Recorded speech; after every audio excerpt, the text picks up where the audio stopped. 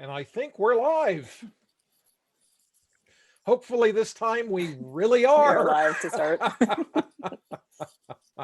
How are you doing, Allison? I'm good. How are you? Good. Dave?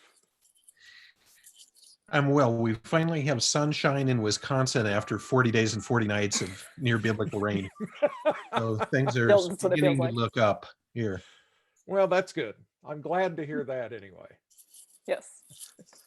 Can finally get outside and avoid other people while outside, but get outside to do it. Yeah. I got out again. I got out and took my 7 o'clock walk this morning, and it was already, 80 degrees. Vicky was watching the thermometer and said that while I did this couple of mile walk, the temperature went up by 7 degrees or something like that. So, you guys enjoy your rain and nice cool weather while you can. I'd rather have 100 degrees. Indeed. Now, have you actually spent any time back in Arizona since you Oh yeah. Okay. Yeah. I go All back every Christmas. So. Okay. Yep.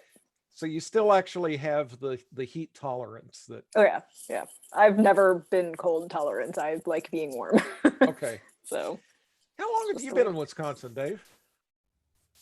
37 years, straight out of Miami University. And when I brought the little magazine, there used to be a little magazine called Deep Sky magazine that I brought to astronomy too. And I came up in 1982 and started the magazine as a quarterly here and became the junior assistant editor of Astronomy magazine. And I found out if you stay around long enough, they put you in charge of things. That's a good strategy. Indeed. Okay, so one of my favorite science fiction novels from back in the day, and that's actually a long list. Sometime I'll have to, were I to open the door behind me, what you would see are bookshelves full of rows upon rows of old science fiction paperbacks, and I don't want to admit how many of them I own. And I don't want to admit how many times I have moved the large stack of boxes from place to place. But somehow throwing away a book that I've read is just not in my constitution. Not allowed. Not allowed. It's wrong, but not allowed. Rendezvous with Rama. Dave, you read Rendezvous with Rama, surely. I did not. I was so busy. Everyone I knew was a huge sci-fi person in my whole life. And I was so focused on reading and trying to figure out reality that I never did much sci-fi reading. Oh. You're never going to talk to me again now, I can tell. I'm never going to talk to you again. I think you just dissed us. That's what I think. No, not at all. Okay. No. I'm the abnormal one. I get that. I don't know. A lot of astronomers are actually not nerds, which is kind of disappointing, but at least to me. Well, is it really disappointing? To me, because I am a nerd. I was hoping I'd found my people, and I found some of my people, but not all of my people. Well, okay. You say not nerds. Not nerds is a very relative statement. I guess, yes, they weren't like Trekkies like I was expecting. Let's Right. say. I got into all of this because of Star Trek, so really I expected that everyone else. I wanted to be an engineer because I wanted to be like Geordie LaForge. And then I took one engineering class and was like, never mind, I'm going to do physics.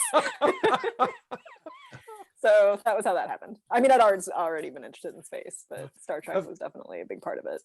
Of course, I experienced my age just then. I thought you were going to say I wanted to be like Scotty. Like Scotty. Yes. I mean, I've also seen the original series, but I started watching Next Generation. That was still running when I was, starting to really actually pay attention to television. So my grandma watched it every weekend. So it's her fault. It's funny, our oldest daughter, who wound up going into physics and astrophysics, started out in engineering.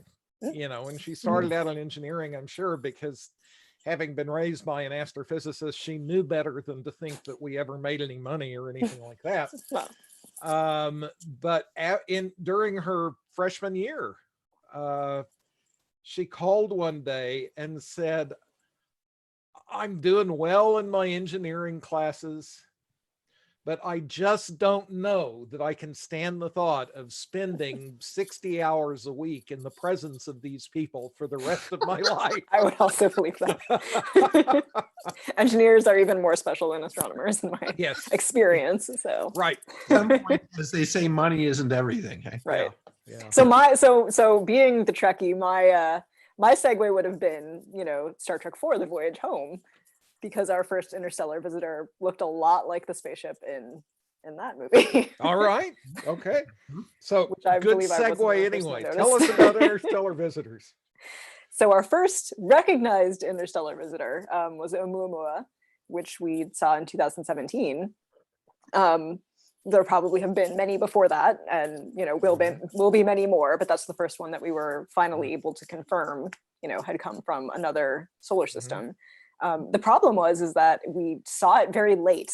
We saw it basically after it had already swung around the sun and was headed out. We didn't have very much time to study it, even with Hubble.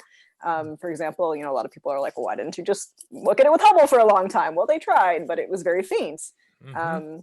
Because it didn't really look like your typical comet either. So a comet has a tail, it gets brighter as it comes in.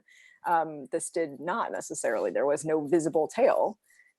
There's still, I believe, a lot of contention over whether you want to classify it as an asteroid or a comet, depending on who you're talking to. There was no coma or tail. That doesn't necessarily mean it's not a comet. Maybe we just didn't see it.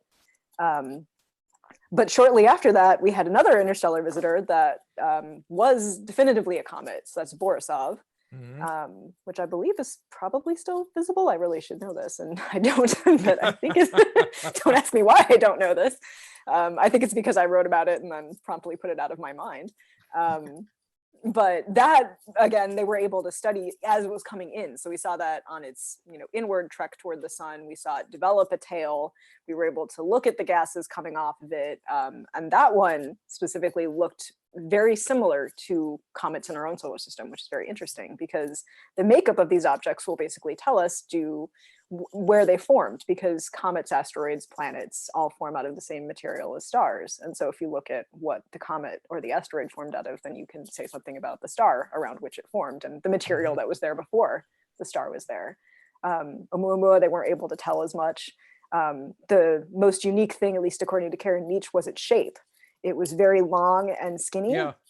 And that's very unusual. We don't have anything like that at all in our solar system. Yeah. Which is weird.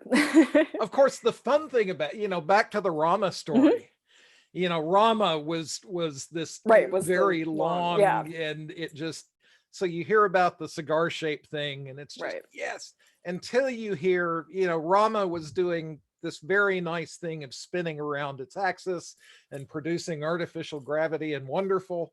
And Oumuamua was tumbling. So, yeah. It had this 3-axis weird motion based on, what they were able to see, which again was very strange. Why is it doing that?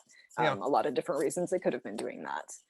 So Oumuamua, I think, is very interesting because it's still this mystery. We can't learn any more about it. We learned everything we're possibly going to learn. People are obviously still going back through the data and trying to get more, but we can't get more data, I guess is really more what I should say. So you're working with a very limited amount of information on that kind of object, which was the first, which is what everyone wanted to know about. Okay, now it's really, really small. Oumuamua is maybe from between 100 and 1,000 meters long. Yes, very it small. does look like that Star Trek also in, I forget the episode name, but cigar-shaped spacecraft, the Doomsday Machine. Yes, Doomsday Machine was the other. That's it. Yeah, I mean that's what everyone thought, when they were bombarding us with messages at the magazine, that suddenly Captain Kirk was out there, but it's small. But Borisov is more like the typical size of a solar system comet, right? Much like in the 6 to 10 to 12 kilometer range for the nucleus. So it's possible, this thing, is very, very small, Oumuamua, and tumbling. And, it may be a defunct comet. We don't know, but we do know that, it's one of the 2 shades of a comet or asteroid, dark or really dark. And we know that, they're reddish as well because of the long cosmic ray exposure and the decomposition of organics on the and the tholins on the surface. But as you say, Allison, there clearly were numerous interstellar visitors. There used to be this clean line, of course, between comets and asteroids. Oh yeah, and now there are not. That was some of my undergraduate work was on that, actually. Exactly. So yeah. And there will be many, many more of these things in the future as well. And it's really cool because if you look at where this thing, Oumuamua came basically from the direction of Lyra. Yes. And it could have been traveling, without a star for an incredibly, incredibly long time. Yes, they've still been able to trace it back. So that's exactly right. Yeah. So it's fascinating that there are lots of these sort of rogue objects probably between organized, nice collections of stuff that are still gravitationally bound to their suns. Right. Yeah. So there's probably a lot of stuff flying in between stars, and it's small and dark, which means we may never see it, frankly. But isn't that kind of a cool thing that you could be out there in the vast interstellar universe without anything much around you and just kind of on this trip and slowly tumbling around, and you're also orbiting around the galaxy. It's kind of a neat thing that you don't have to belong to this huge family of trillions of little bodies altogether. Yeah. Now, I don't know the answer to this, but you ought to be able to say things like, we've seen 2 of these things come through. So how many of these things have passed through over the life of the universe, and what's I read a lot of studies on that. What's the total mass of these things? And I mean, what is the fraction? Maybe we're getting a little technical here for the audience, but just I think I left most of that out of the story because it was just me being interested in it. So I don't remember the numbers exactly. And I mean, of course, there were like 1 paper because we had a sample of 1. So based on this sample of 1 of size, X, we expect to see, Z number of things. I feel like those numbers are still kind of a shot in the dark. And as we start to recognize more of these interstellar visitors, those numbers will become more rooted in reality, as opposed to them just, I mean, they're not that they're not rooted in reality, but they're based on a lot of assumptions, obviously, like some science, can be when you don't have a lot of data. You have to base it on assumptions. The more data we get, the more accurate these numbers will get. But I mean, solar systems are very, very, very tiny objects. Yes. Which means that if shooting at random, you're actually getting a couple of these things through over the course of a few years. Would mean that, it's like you've got a gun and you're shooting it off in random directions, and somehow twice you manage to hit the dime at 5 miles or something, which means you probably had to shoot a whole lot of bullets. It's a lucky shot, isn't it? Because think of the incredible volume that's mostly empty space between stars and solar systems. You're right. It's a lucky shot. It's like John Wayne at the end of, Liberty Valance, going up and kablam, just hitting the guy right on the right second at the last, Oh, but no. That was John Wayne. John Wayne never made a lucky shot in his life. Come on. It was always... God, that was a great movie. The Man Who Shot Liberty Valance. The line from that what was the final line, that when the myth becomes, when the legend becomes reality, print the legend. And that's a great line. And John Wayne telling Jimmy Stewart that, hey, what are you worried about after all? You're not the man who shot Liberty Valance, the great, denouement of the movie. Yeah. Right. The reveal. Yeah. It's a great film, and you think of, not to get lost here, but we have COVID and all sorts of other things, but, John Ford, I mean, you start with Stagecoach with the introduction of John Wayne and you wind it up with Liberty. That's a pretty good career of making Westerns for John Ford there. Oh yeah, it is. Yeah, absolutely. It is a pretty good career indeed. We won't even get into Dr. Strangelove today. Later we will. There you go. Promise? Only so many movie references per episode. Absolutely. We need to get into Dr. Strangelove. You know it. But okay, so where were we when? Oh, okay. So but it can't be a lucky shot in this case. No, it's just It's there's not a like high flux of there these were things, and two shots you and we know. have it There have says to that be there just lots have of to be these. a bunch of them out there. There have to be Right. lots of these guys floating around. Exactly. Yeah. Right. And I think as more surveys start covering more of the sky, they've renamed LSST to the Vera Rubin telescope. Well, it's the Vera Rubin Observatory. It's not the Vera Rubin telescope. I can never remember the name of the telescope. I didn't know that. Yeah, so it's now the Vera Rubin Observatory. The telescope is named after, I think, someone who donated money to it. So I cannot remember the name of the telescope, but that telescope, for example, will cover the sky like every 3 days or something, if not less than that. And so they're expecting to see a lot more of these transient objects because you're looking and you have the ability to look and you have the ability to see faint things with this large telescope. So our numbers may increase dramatically of things that we see like Oumuamua and Borisov as this telescope becomes operational in the mid 2020s. So not too long from now. No, that stuff is just very cool. Vera Rubin was a great, wonderful person. Thank God there were so many people I got to meet and get to know, at least as near the ends of their life. Thank goodness Vera Rubin was one of them. She was a terrific woman. Yeah. And you knew her, I think, reasonably well, Jeff, I imagine. I didn't know her extremely well. I knew her.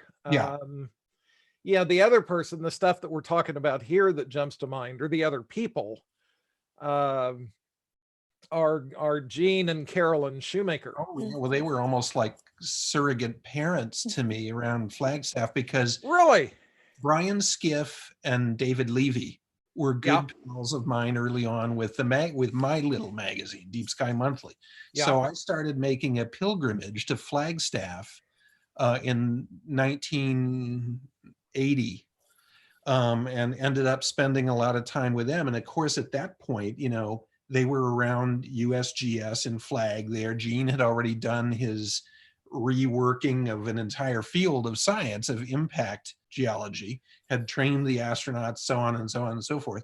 So they were around always. And Bobby Buss was out there and Chris Lugenbuehl. And so we kind of hung around, and Gene and Carolyn were sort of like parental figures.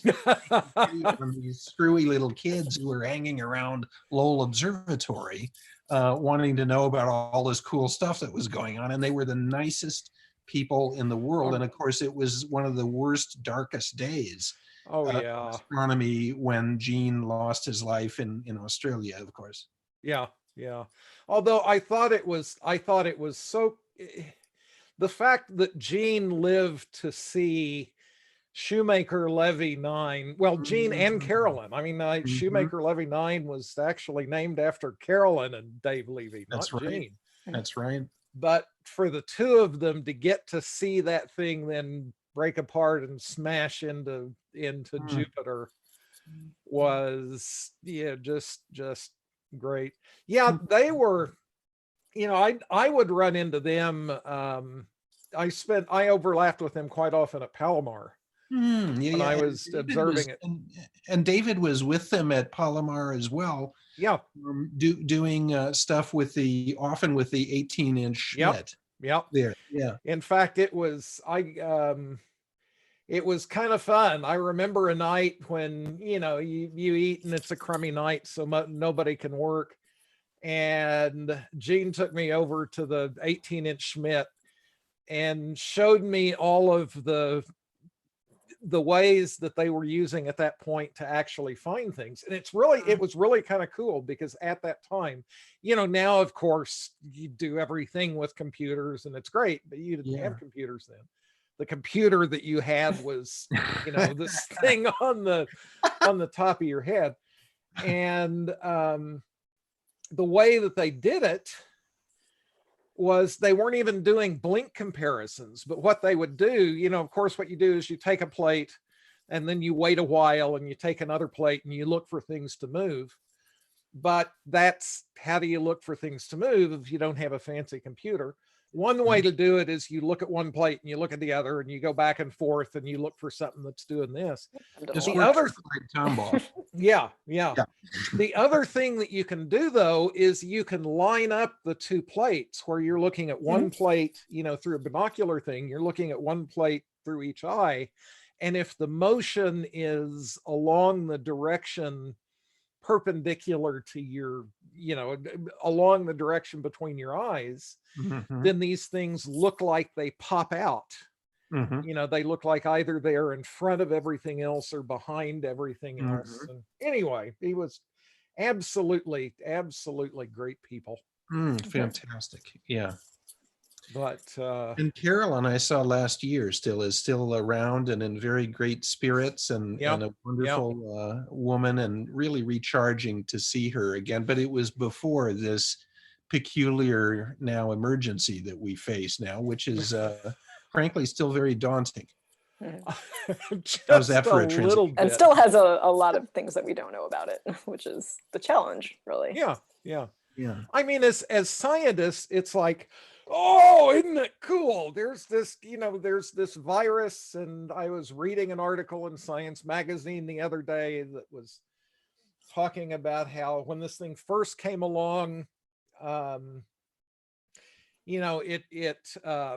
said it attacks the lungs, and that's what they knew. And we can talk about what it does, because it's sort of again, as a scientist, is neat. And now it turns out, well, it doesn't just attack the lungs. It attacks the inside of the blood vessels, and it causes clotting and strokes, and it attacks the liver, and it attacks the kidneys. And now they're saying that we've heard so much about respirators that what we're not hearing about are the shortage of dialysis machines for people who've had this. Right. And that it's just a really, really bizarre virus that does bunches of things that people had not really seen before. I mean, we were talking, what is it, FIP the other day, Allison? Yep. And I have not read into similarities between the two, but it's sort of starting to sound I think they're somewhat similar. I mean, again, they're both coronaviruses, so they're kind of essentially target things the same way. Although I don't know about, again, whether FIP is just respiratory or not. I will ask my mom and come back with this information. She will know. But yeah, it's interesting. I mean, again, because we have seen other coronaviruses, and this doesn't behave necessarily like those that we know of anyway. I'm assuming, with like SARS and things like that, either they killed too quickly or the numbers were too small. But now we have a very large worldwide experiment going to see exactly all the ways in which this can affect people. Yep. And a nationwide experiment going to see just under what conditions the thing can propagate in more or less unrestricted ways. But I mean, it's just, again, as a scientist, you look at this thing and there are just so many things that we don't know, that the scientist hat says, oh, this is cool. There's all of this stuff to learn, and so on and so forth. On the other hand, if you have the stuff and you're lying there on the bed, you would really rather people... I'd really rather they know exactly what they're doing and what to give me to make me not die. Yeah. Well, and the problem is we're finding out, it seems to be in many cases early on very much like pneumonia. But Jeff, you were talking a little bit earlier today with it. It's what happens cellularly and in the lungs is very, very different than mimicking pneumonia, isn't it? It's very much more serious, in fact. Oh, it's incredibly serious. I mean, I don't want to go too far down that path, in part because we could talk about it for a long, long time, and in part, well, actually, we could talk about it forever and bore people out of their skulls. Even though it's not boring, it's really pretty cool. And we could also just completely terrify people, and but it really is amazing stuff, because it was understood fairly early on one way that it did its thing, where it comes along and it attacks the cells in the lungs that produce this stuff called surfactant.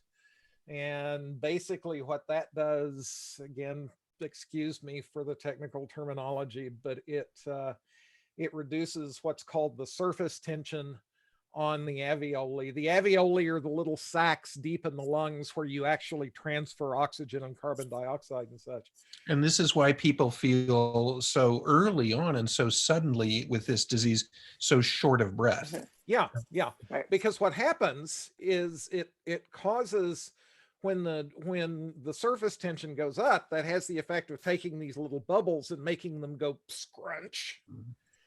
And now you've got the problem that to breathe, you're having to, it's like the difference between trying to blow up a really stretchy, well-used balloon and trying to blow up a really stiff, fresh out of the box balloon.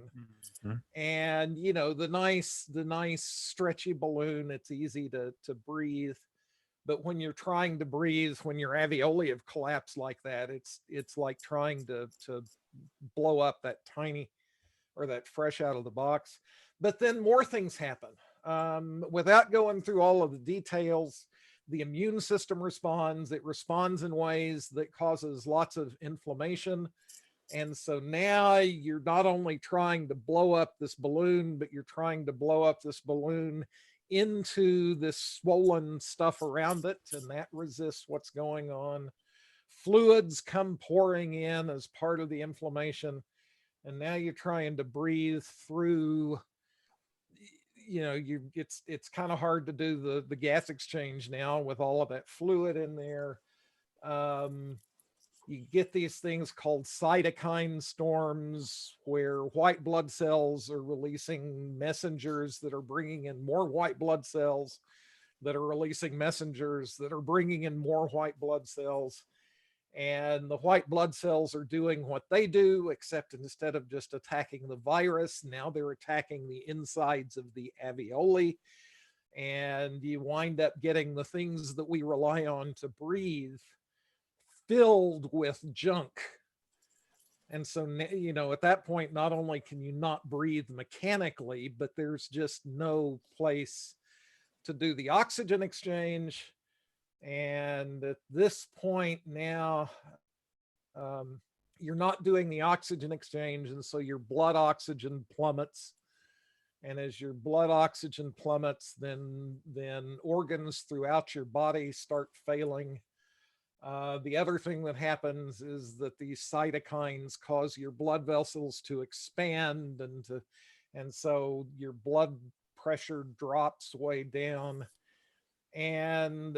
And now we're understanding, just very recently, we're understanding that they also, again, attack the insides of blood vessels. They attack, you know, the virus attacks directly. It's even been seen now the virus has been seen in fecal material and such as that. So it can get all the way through the system. And it's just, you know,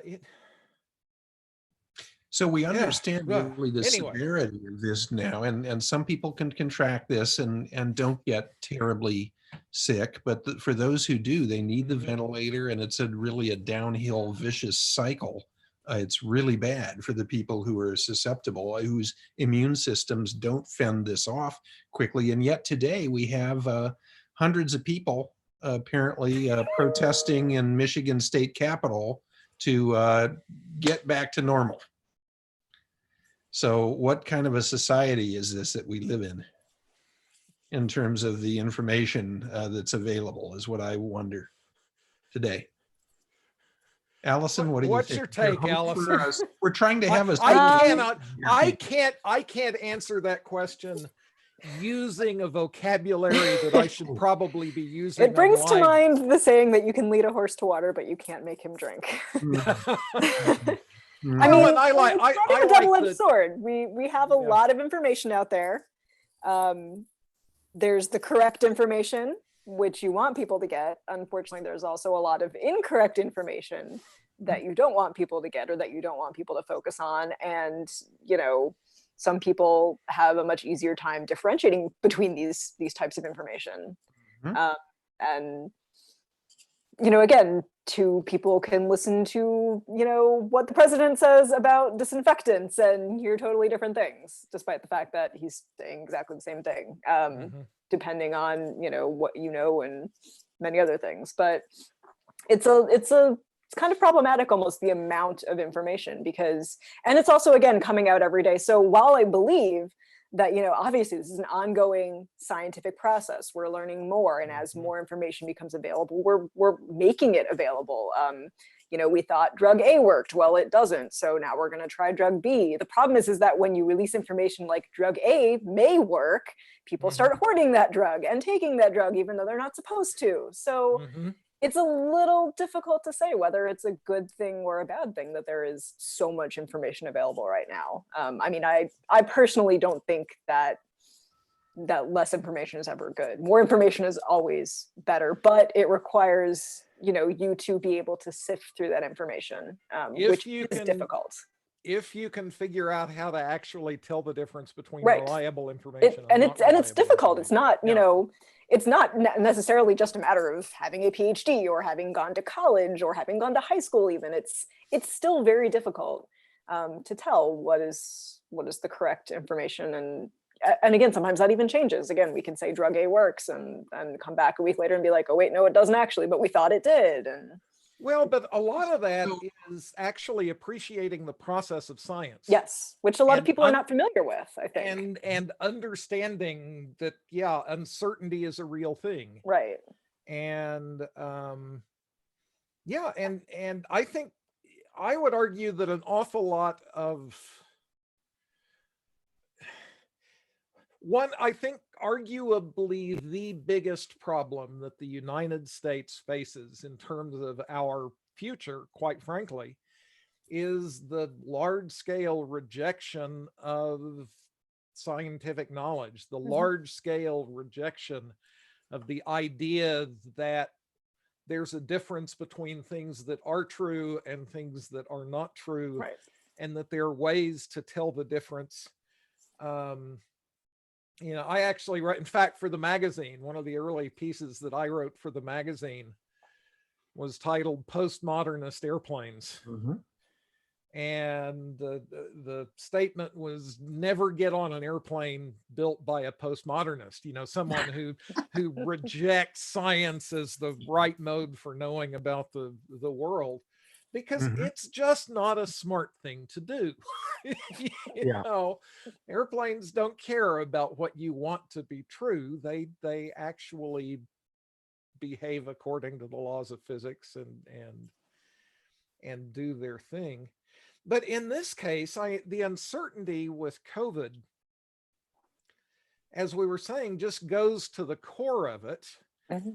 And this thing is only a matter of a few weeks old, and we're starting to see remarkable things, like in, New York City, that was, of course, the first really hit hard by COVID in the United States.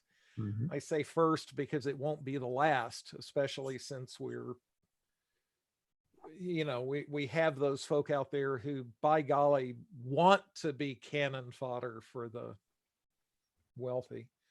Although I will say, I think it's kind of fun. Tomorrow is May Day. And if you know about May Day, you might know the role of May Day in the birth of organized labor and so on and so forth. And there is a huge protest across a bunch of different companies planned for tomorrow. People will walk off work for a period of time, protesting bad working conditions and unsafe working conditions, and the people who are making billions and billions off of this thing, while at the same time asking their employees to work under circumstances where you're seeing large numbers of them die. Anyway, if you look at New York City, where we've got the question of, okay, we talked about this as a pneumonia. And so when people come in with a pneumonia and they present at the hospital, you can count number of cases, and then you can say how many of those die, and you're all set. Except that people have started just looking at how many people have died in New York City. And so in the period between, what was it, March 1st and April 4th or something like that. So early on in this thing, over a period when there were 8,000 deaths that you could actually directly tie to COVID, there were something like 15,000 excess deaths in New York City. And that's a similar thing to what they're seeing in countries, throughout Europe. They're seeing similar things. They're seeing similar things elsewhere in the United States, and those numbers are increasing. And that's kind of a startling statement, that we are grossly undercounting the number of people who are dying during this pandemic. And we are not entirely sure why. And despite the undercount, still yesterday we passed the total death figure from United States citizens in the Vietnam War. Yes. In just the last few weeks. Yeah. So this is a, even that aside, which is undoubtedly true, you can read the statistics on it. It's getting to be a staggering number, even the conservative figure of casualties here. Mm-hmm. Why? Here's a question for both of you. If you're, people know what's going on by and large. It doesn't take a vast amount of define know what's going on by and large. I'm going to push back against that. Why is it so difficult for some people to differentiate the quality of the sources of information? And I mean, I'm not talking about. This is a bigger question than just just media. This is a different show. This is a different show. Yeah. I'm talking about, from believing everything from what they dream all the way up to the repeated methods of science. Why is it that most people, probably 80% of the people in this country, just believe what they're told? Authoritarian figures, and they choose their authority and they believe that.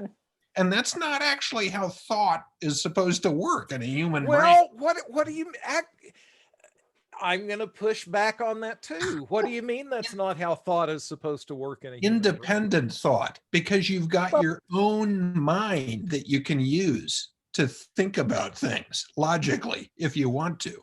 And so everyone doesn't do that, which is astonishing to me, So I'm probably I don't even know what I want to say here, but I mean, in a way, it may go back to how you're taught things in school, because at least when I was in school, the teacher was correct and they told you what the correct answer was, and that's how you learned. And I think that has changed a lot since I was in school, and probably since you were in school, and I mean, there are some cases in which case these are facts and these things are true and they're facts, they're not going to change.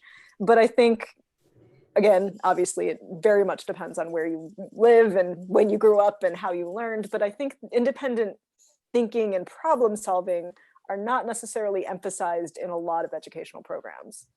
I did go to a laboratory school that was run by Miami University for the kids of university professors. So you probably got much more independent thinking practice than I did. We were taught to think independently, and despite that, we knew that part of the time the teachers were full of shit anyway. So I granted come from a background of skeptical thinking, which is maybe unusual, but it's not that hard. It seems to me to differentiate between some of the sources of credible information and lunatic nonsense that's out there now.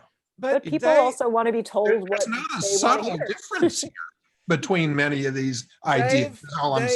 The thing is that you are used to a period that is actually unusual in history. You look at the entire history of the world prior to what we think of as the beginner. We think of it as the scientific revolution. Really, it was the beginning of a scientific revolution that's still ongoing. And their whole, you go back and you talk to folk, the medieval folk, And it was authority that they turned to. The notion of actually looking at the world and figuring out what's going on, that's not what you did. You just turned to authority. Whether it was reading Aristotle, or whether it was reading Holy Writ, or whether it was listening to the Pope or whatever, you just listened to authority, and that's what you did. Really, if you think about it, the modern civilization is a result of people learning to reject that, and instead asks the question, well, what is the world really like, as opposed to what I've been told it's like. But if you go back further than that, I mean, we've talked about this. You go back to it's fun. It's fun. I know it is. Few things. I mean, I'll be honest. If I were going into a science right now, as much as I love astronomy, astronomy is not what I would go into right now. I would go into neuroscience and including evolutionary neuroscience, just in a heartbeat. I think that we are at a point right now where we are seeing a scientific revolution in neuroscience to match and possibly to outstrip the revolution in science that took place in physics at the beginning of the last century. I mean, it's just amazing, the stuff going on. But if you look at it and say, okay, our brains were shaped by evolution, we are a profoundly social species. When you lived on the savannah, you relied upon your social group for everything. Survival, literally. Yeah, survival, literally. And saying, I think you guys are crazy was probably a pretty good way to make sure that you weren't going to become anybody's ancestor. Right. Everybody out of the gene pool.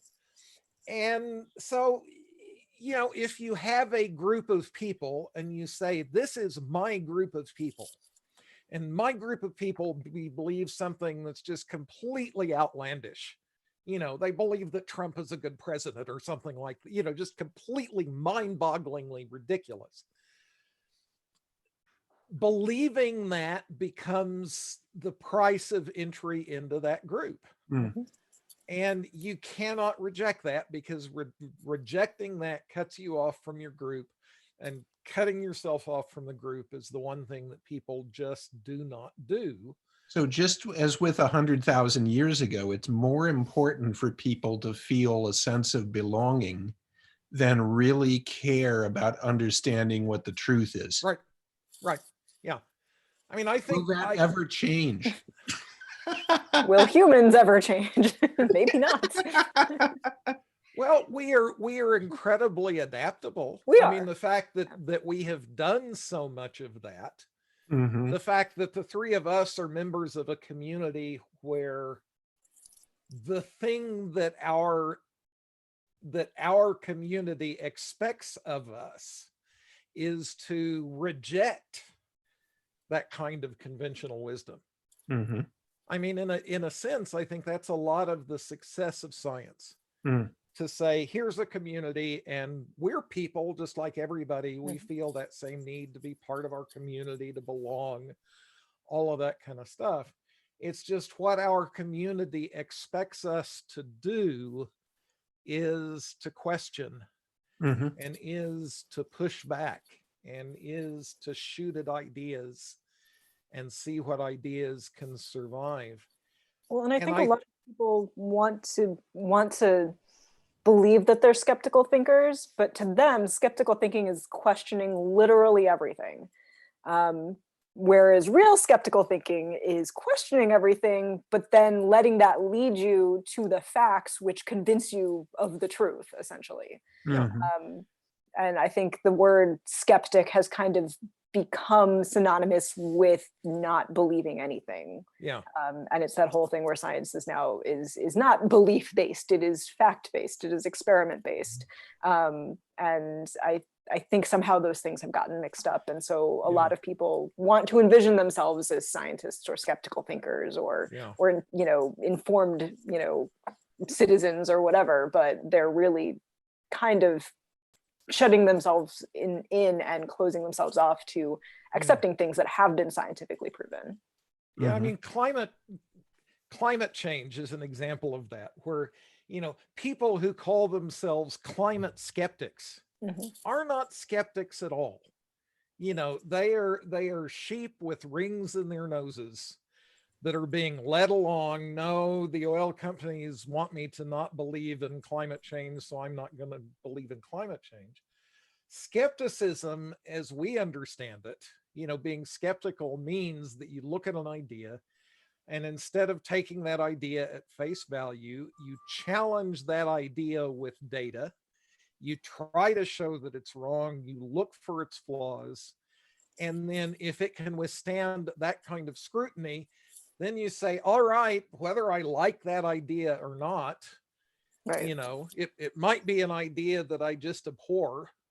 You know, early on, I just abhorred the idea of the accelerating expansion of the universe. I thought that was just the ugliest thing ever. But what I thought didn't mean anything. And the data keep supporting the predictions of that. And if you're a scientist, you understand that it's the data, it's reality that ultimately matters rather than what you want to be the case. And that's what skepticism is. That's what it means to be skeptical. Except people say, well, I'm skeptical of climate change, which just means that I don't want to believe it, so I'm not gonna. Or I'm skeptical that COVID is worse than the flu, even as death rates become extreme, and you know, it's so we're at a situation where we're in the midst of this thing. We don't understand really all the ways that it kills. We don't understand whether having it actually conveys immunity, which means we don't know whether there are going to be, you know, 3 or 4 or 47 additional waves of this thing. We don't know how many people are dying of it. We don't know how many people have had it. The reason we don't know all of those basic things is because we as a nation have failed miserably in just about every way it's possible to fail miserably. The fact that we're this far into it and we still are not testing people is just, you know, why is it that we don't know whether these deaths are you know, we know they're associated with COVID. Okay. It's not happenstance that COVID came along and suddenly in a place like New York City, the death rate jumped by a factor of 6. Now, all of those might not have been direct COVID deaths, but all of those excess deaths probably would not have happened were it not for COVID. That would be one hell of a towering coincidence. Right. Yeah. That would be one hell of a towering coincidence. Yeah. Well, and in the face of all of that uncertainty, what are we doing? We've got people who are showing up, as you said, at the mission capitol carrying guns, saying it's my right to go out there and infect everybody I want to. I don't know. We are in a crucible, and coming out the other side of the crucible, either we will have rediscovered science, or there won't be an awful lot left to look at and believe that we were once a great country. It's just, anyway. Well, let's hope it's the former, and we'll get to that and talk about that much more next time. Yes. Absolutely. Thanks, Jeff. Thanks, Allison. As always, it's been fun. Thank you for watching, and we hope to hear from you soon. Check out the website, and we will talk to you next time. Still being all right, fantastic. Which will be Monday afternoon. Yep. Alrighty. Thank you. Bye-bye.